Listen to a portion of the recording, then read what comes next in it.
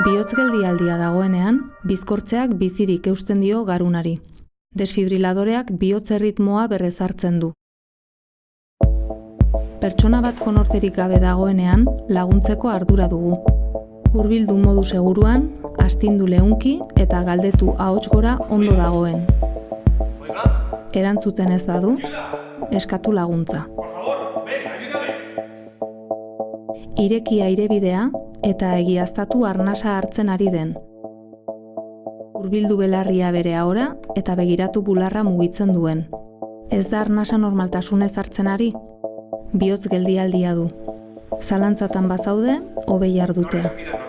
Deitu 112 zenbakira, bilatu desfibriladore bat eta hasi bizkortzen berehala. Azaldu argi eta garbi non zauden. Hasi berehala toraseko konpresioak egiten.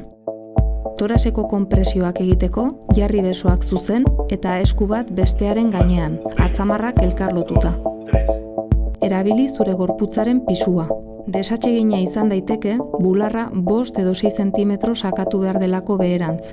30 konpresio eta 2 arnasketako zikloak egin behar dira, haren bularra puztuz. Ritmo erreferentziatzat, Esteien Alaiz edo Makarena kantak arditzakezu. Eutsi masajearen indar eta erritmoari. Eta nekatzen zarenean, jarrai dezala beste pertsona batek.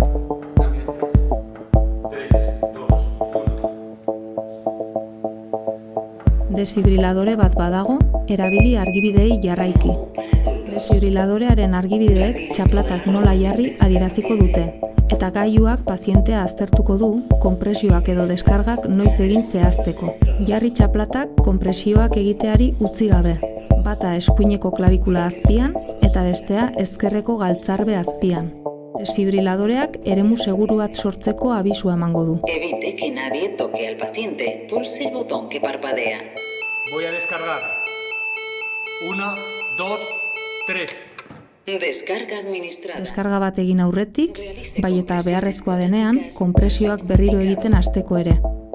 Ez gelditu harik eta pazienteak ez du egin, arnasa hartu, mugitu edo beste batek zure ordez jarraitu arte.